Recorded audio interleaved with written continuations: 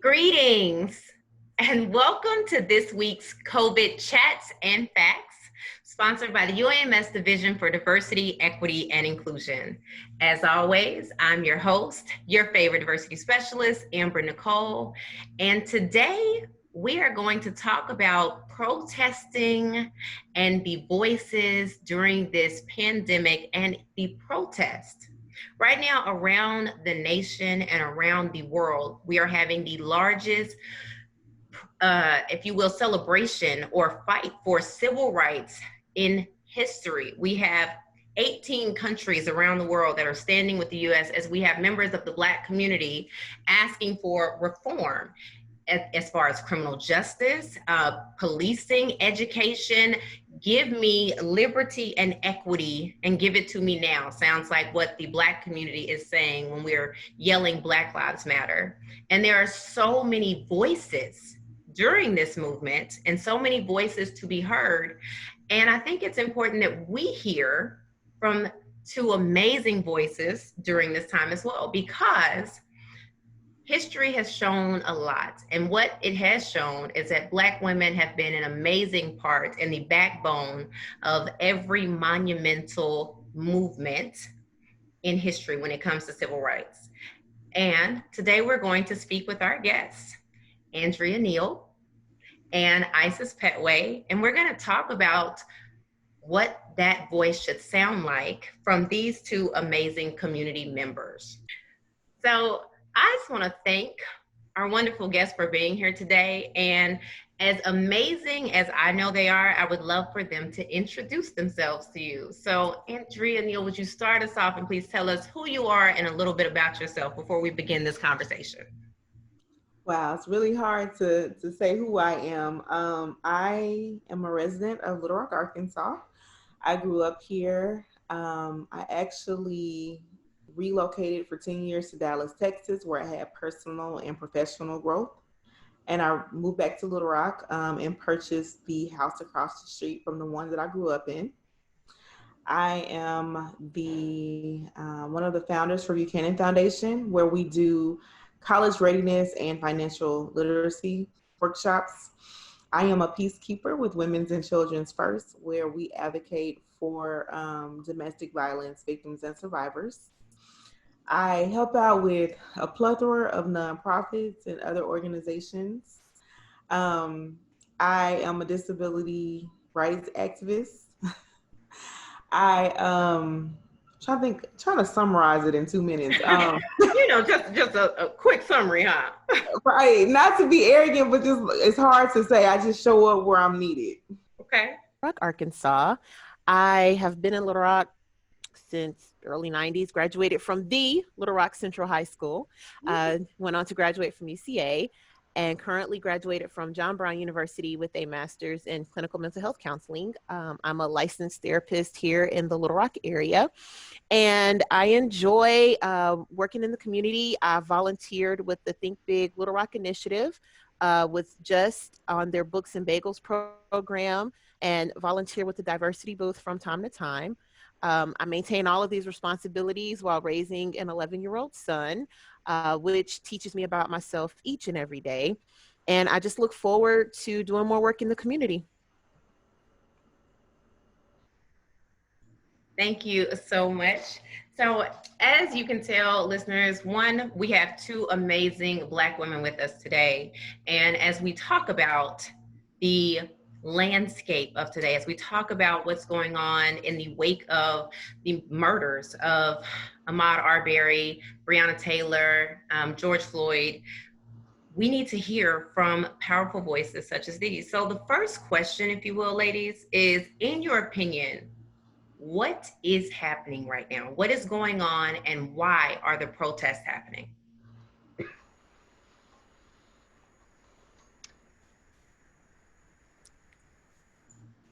So I think that we are in a moment in the movement.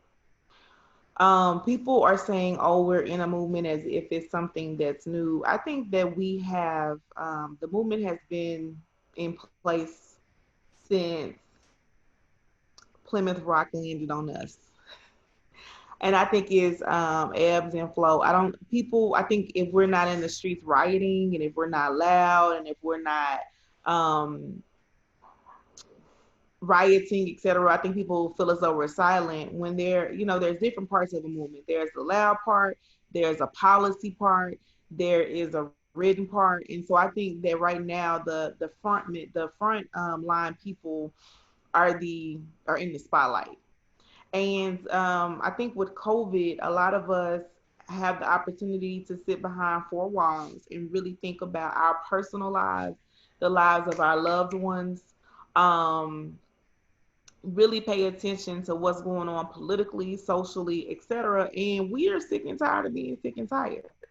And Yeah. Martin Luther King, Dr. King, attempted a peaceful movement, and and really what people fail to realize is that yes, Dr. King was peaceful, but it took a violent act in order to get the civil rights acts moved. Implemented. It took Bloody Sunday for a movement to happen. It took people seeing Black people being massacred peacefully walking. And unfortunately, the powers that be only listen to money and violence. And so money and violence is what's now moving progressing the movement. So I think to summarize it in this small amount of time, I think that's the best way I can summarize it. Okay. And Isis. I think what you're seeing is what's been building for a long time now. Um, this isn't new.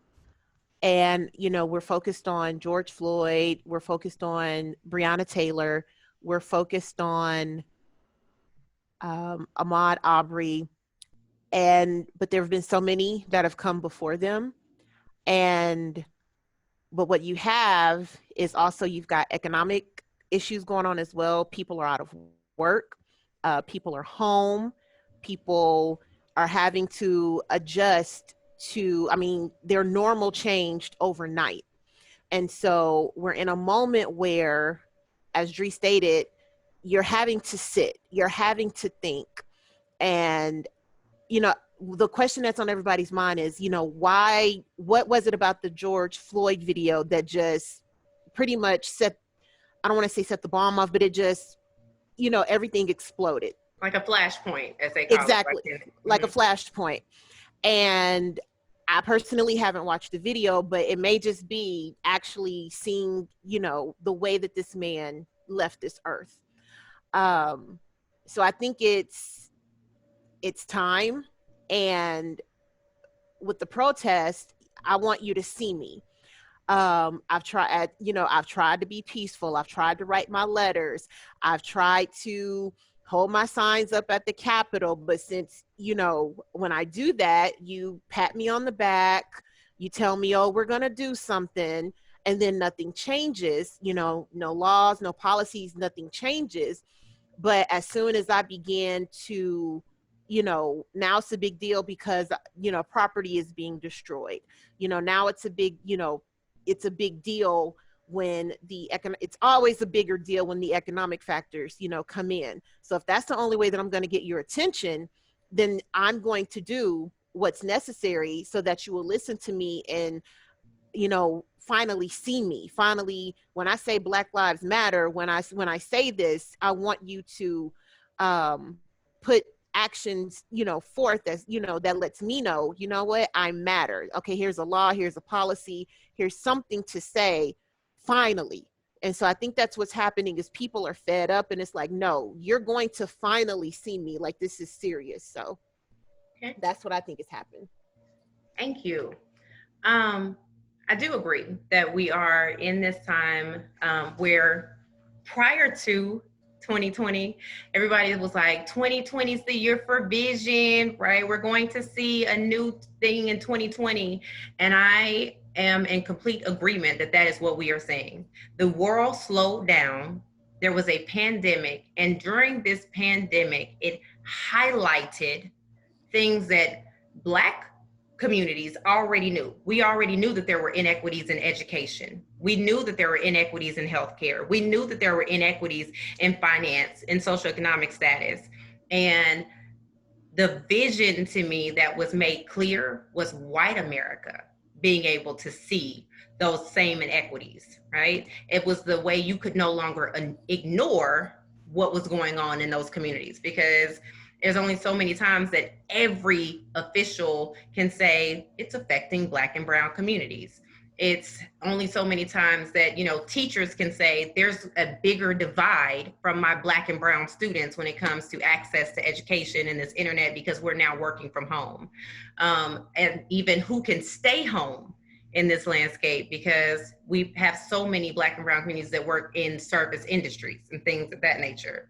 So I think that, like both of you stated, it is very much something that has been happening. The movement, if you will, from the first time that that ship came over has been happening. It has not stopped, whether it was in ebbs and flows, but the movement has been steady. The voice has been loud, but now, to me, it's like the revolution is being televised. And before, no one told us. They told us it wasn't going to be televised. Well, I want to disagree. I think it's been televised, because the thing about it is rioting and protesting has been going. Like, we've been doing it. People that I'm affiliated with, and I know, whether it's on the local level, more so on the national level, like, these things have been happening. The news has reported it, whether it be on a local level or a national level. I think that more African Americans are feeling empowered to participate in the process. I think that non-Black people are like, wow, I need to do something. I need to help contribute to this movement. And so I think what's happening is it's a strength in numbers, as you stated. I think more of it is being televised. Because it's been out there.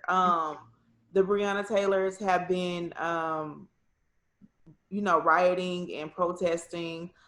We have a list of names in 2019, 2018, 2017. And while not all the names have been protested and all of the names have been rioted for, it's been going on. This time around, there was a protest in every state.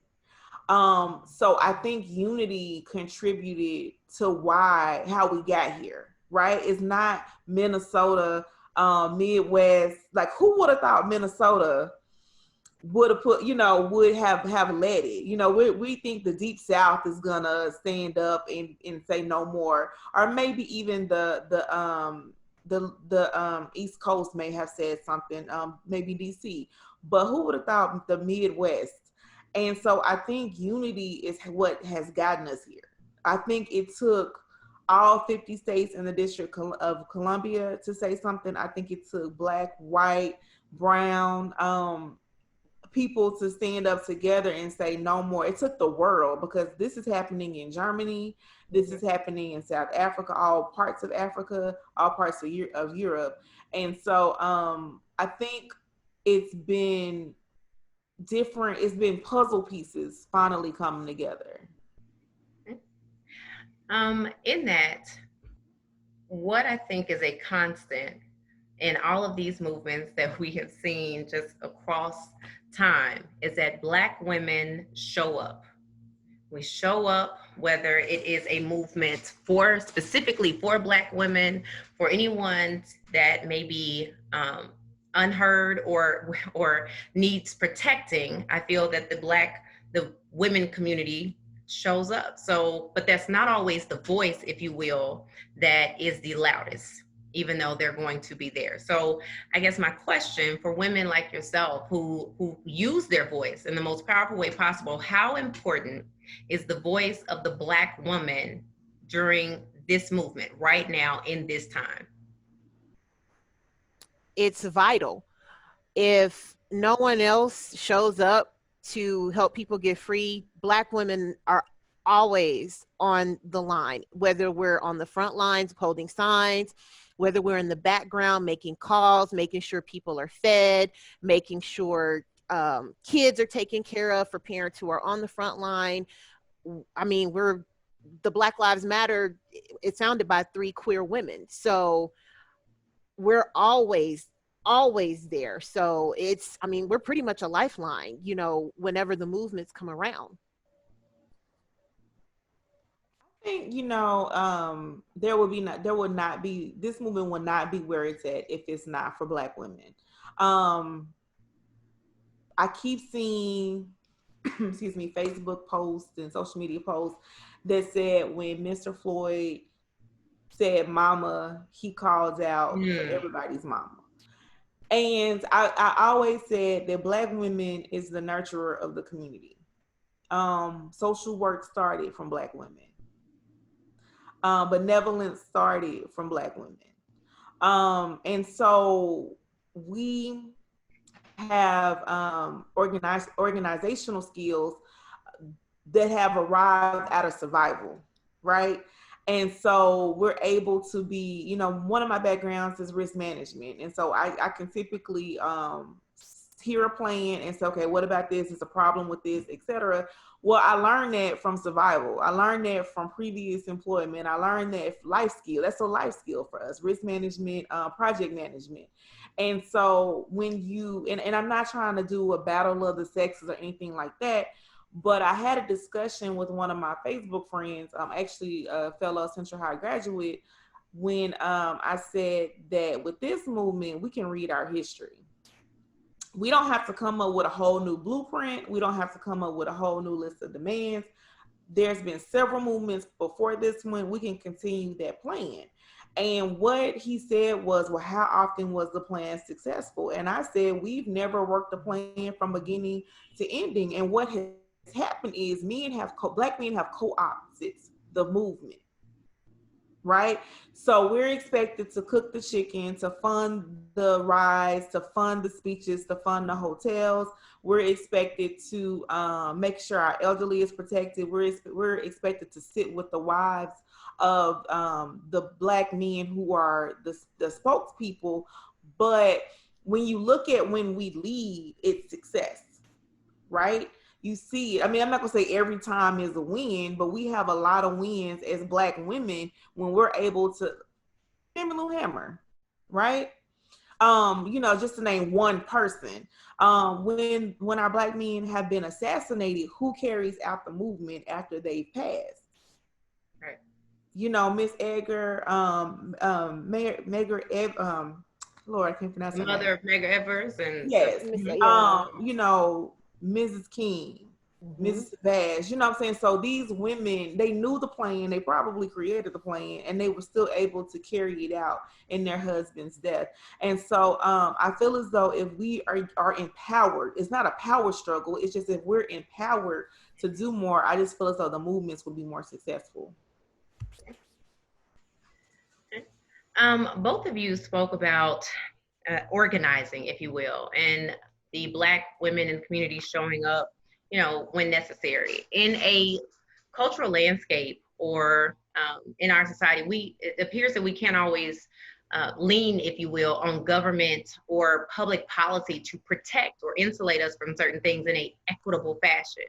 I mean, if we could, then we wouldn't be experiencing some of the travesties in our community that we're experiencing with this pandemic around, healthcare and access to care and deaths and things of that nature. So in this type of society where we have to often fend for our own, what is the role, if you will, of the Black woman in the community, or is it necessary? Should she be responsible for filling the gap?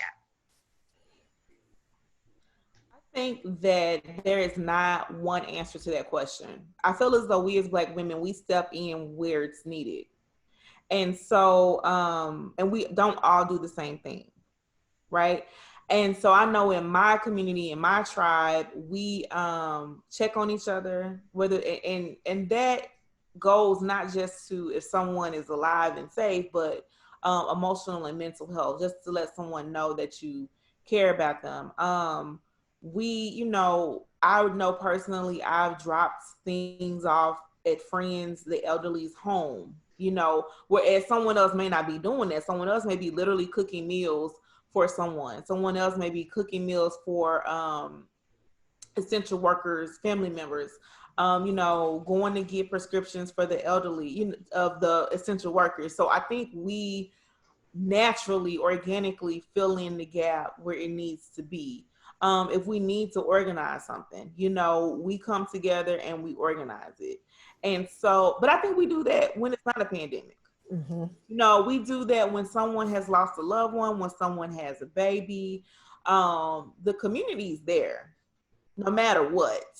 And I think we ebb and flow off of each other. It's kind of like a race, like where I may run for a period of time and I may get weary and tired. There's someone else to pass the baton to, and they can fill in for me in that time frame. And so, what is the role? I don't think it's a structured thing. I don't think it's an assignment thing. I just think it's a God thing, and not from a religious standpoint. Thank you. Well, you are listening to COVID Chats and Facts. Today, we are talking about the voice of the Black woman during protests and pandemics. We are going to be back right after this message. So we hope that you will come back. We continue to talk with our amazing guests, Andrea Neal and Isis Pettway. Welcome back to this week's COVID Chats and Facts. My name is Amber Booth McCoy. I am your favorite diversity specialist. And today we are talking about the voice of the Black woman during this pandemic and protesting. We have with us two amazing Little Rock natives and community members, Isis Pettway and Andrea Neal. And they are talking with us today and sharing about how strong that voice needs to be, what that voice should look like, and even the messaging that is needed during this protest and during this time of the pandemic. So first, my question is, a lot of times we've talked about these protests in the past, or we've talked about movements in the past, and we have women that we, hold up, such as Fannie Lou Hamer, Rosa Parks, Angela Davis, and all of this, a lot. But in this right now, there are countries and people yelling these messages with us this time. There are communities that are yelling Black Lives Matter that have never yelled this before. There are people that are new to this. And so many times before, there have been movements started by Black women that were around Black issues, but the messaging doesn't begin to look like the same people that started it. For instance, when we think about the Me Too movement, started by a Black woman, but for the most part, when you think about it, we think about the white actresses that were assaulted, in media and such. So how do we as Black women allow this message to not be recentered? How do we allow the focus to stay where it is, and what is our role in doing that? All right. As Black women, we continue to keep the message out there. There's a hashtag called Say Her Name. And it was started because when back in, 2014, Michael Brown, you had Sandra Bland. But what we noticed was when Black women were being killed by police brutality, social media was like, no, no, no, no. We're not going to ignore, we're not going to ignore the Black women who are also suffering this fate. We're going to keep their names alive. We're going to keep them, in the media as well. They're just as important. And so using the tools that we have, that's what I'll say, using the tools that we have, continuing to say her name, and continuing to make sure that, while it's okay for our allies, to go to bat for us, just remember the root, always keep that, that root, please, and call people out. I will say that as well. If you find people that are starting to center themselves, call it out. No, that's not what this is about. We're saying her name, we're saying his name, we're going to get justice for these individuals. So we have to keep talking about it. We can't let it die down because, people think, oh, the protests are dying down. Oh, things are going to go back to normal. And that's not the case. It's just people may be moving into whatever phases of their, strategic plans, that they have out there. And so my thing is to keep talking about it, keep fanning the flames, use, social media tools within, however you're organizing. And that's it. All right. I think that people put a lot of responsibility on us, on Black women. It's not really our responsibility. Black women are going to continue to advocate, protest, create policy, be in the front line. Like we're gonna be us no matter what. And I think it's the allies and co-conspirators responsibility not to center themselves. Like that's their responsibility, because whether we have a microphone or not, we're still gonna talk. And I think Isis made a good point. Call them out. I know I call people out, and I do it directly but respectfully. And it's not even for me and my voice, it's for my sister's voice. Because I know that the majority of the organizations I work for is not for Black people exclusively. When I work with domestic violence, not only is it not just for Black women, it's for men, women, trans, children, Black, white, Hispanic. So it's everybody. We're putting in the work for everyone. When we talk about, this is the centennial for the women's suffrage movement, to have the right to vote. And I'm asked to sit at tables for an event where my ancestors couldn't vote, right? And the lack of sensitivity at those tables. And so I use that seat that I'm in to verbalize that, right? And if you want to call yourself an ally, you listen to that and you do the self work, no matter how hard it is, no matter if you have to cry in the dark, no matter if you have to read, etc. Being a good ally is doing that type of work. Thank you. And both of you, while we're talking about, have varied skill sets, right? We were talking about how Black women are not a monolith, and we do so many different things. And because we're fighting the fight, if you will, on so many different fronts, then we have to talk about those from an individual, institutional, interpersonal level. So, Isis, as a mental health professional, when we're talking about Black women, what is most important when we're talking about self-care, especially during times where tensions are high? You have a population that often wants to care for others. They are often showing up, as you said, for every movement, whether it's for themselves or someone else. So what would you share are the most important things that Black women need to remember during this time of protesting in the pandemic? Thank you, Amber. The first thing I will say is you have to put yourself first.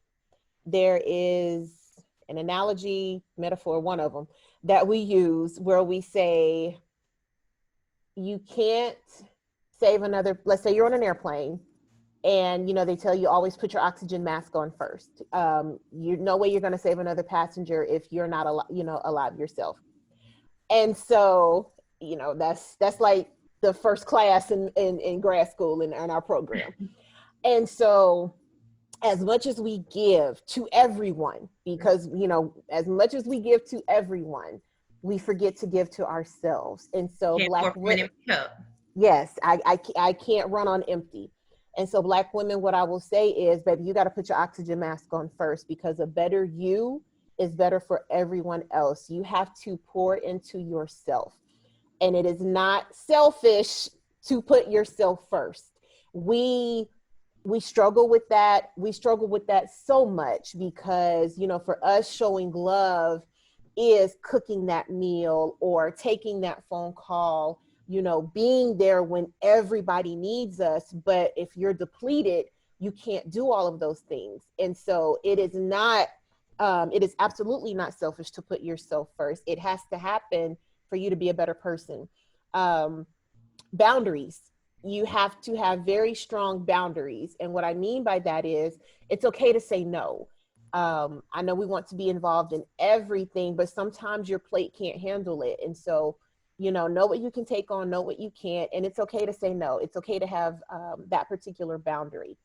I will also say self-care involves, laughing, make sure that you're finding some type of joy, doing something that you like, whether it's coloring, if you have a coloring book, if it's listening to music, if it's, if exercise is your thing, Or maybe listening to like a podcast. a podcast, a audiobook, podcast. There are different ways to, different coping skills, so just make sure that you're utilizing those at this time as well. The other thing I will say is take breaks, and whether that's through social media, whether you have to turn the TV off. Sometimes you have to unplug, even if it's for 24 hours. Take those breaks. And for those who have children, utilize your village. If grandma, uncle, big mama, utilize your village, because your children can tell. And a lot of times children don't have filters, and they're just going to be very blunt with you. And then sometimes you may feel yourself, that something's off. You're not being the best parent. You may be irritated a lot more. So pay attention to your body, pay attention to how you're responding to things, and utilize your village to help you as well, because we can't do it all on our own. No matter how many times we've heard it, we need each other. So those are some ways which I advise to take care of yourself. Thank you. And Andrea, we're talking about the movement again being fought on many fronts, and there are organizations out here doing the work. And a lot of times the organizations, may have similar missions. So how do these organizations go about partnering up? I mean, sometimes we like to think that many hands make light work, but does that get lost? Like, what is your advice as far as organizations coming together to do those same things or the same initiatives, or do we all need to be doing something different? I don't think organizations should have to join together and unite. And I say that having my own nonprofit and working with other people within my nonprofit. I think that I watched a podcast, and Malcolm X's daughter said people always try to choose Martin or Malcolm when you can have both, right? And I'm using this as an example, both of those men had two different messages, two different styles, two different followings. It was set in two different religions, but they both had a part to play in the movement. They had limited insight from the other person. I'm not gonna say they never spoke to each other, but Malcolm X's mission was his mission, Dr. King, and it was his. And so I think that sometimes it's better when people work differently. You have different personality types. You have different groups that people can bring together. For me, I work in the background, right? Never, I'm not gonna say I used to protest. I have protested before. I'm not gonna say I would never do that again, but that I'm the strategic person. I'm in the background. I'm logistics, and I see different community leaders bringing a different group of people.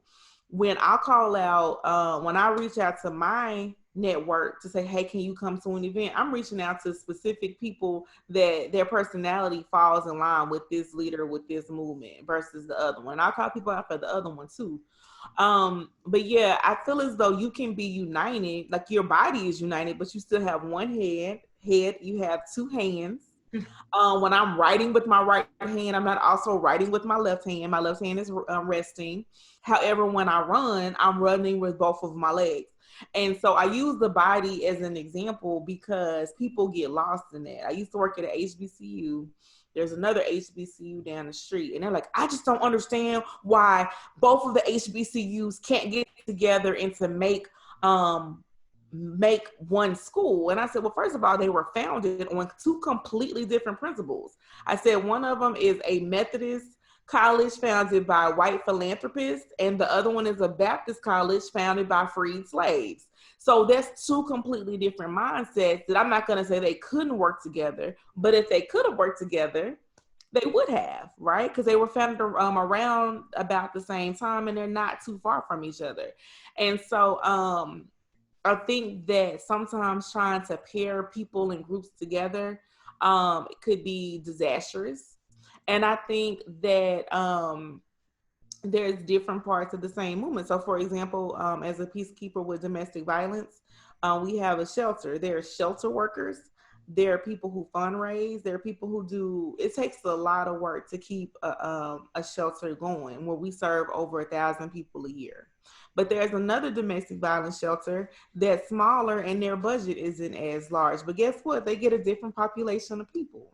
But everybody's contribution is vital. Okay, thank you.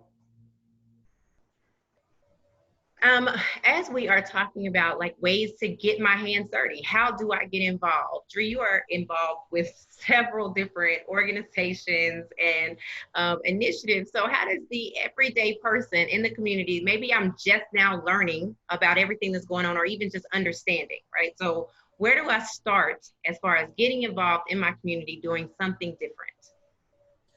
So I always say show up, right? And so Little Rock is tiny, and you see people, the movers and shakers, and even if you're not sure if their rhythm is your rhythm, show up. Show up when they're calling people to protest. Show up when they're having informationals. Um, Show up even if you're one or two people, right? Show up even if the turnout is low and they cancel the next one, right? And follow those people on their social media. I know for me, I share a lot of people's stuff, whether I'm involved with it or not. I share a lot of people's stuff. We had, the previous demonstration. Well, I say we. The group had the previous demonstration protest where they shut Walmart down, right? So I was able to get people to participate just by posting on my social media page. I was able to give the information that needed to be said via social media. And so even if someone wasn't able to participate in that event, well, you saw I was posting, other people in the community were posting, follow those people. Um, there are organizations that are already in existence.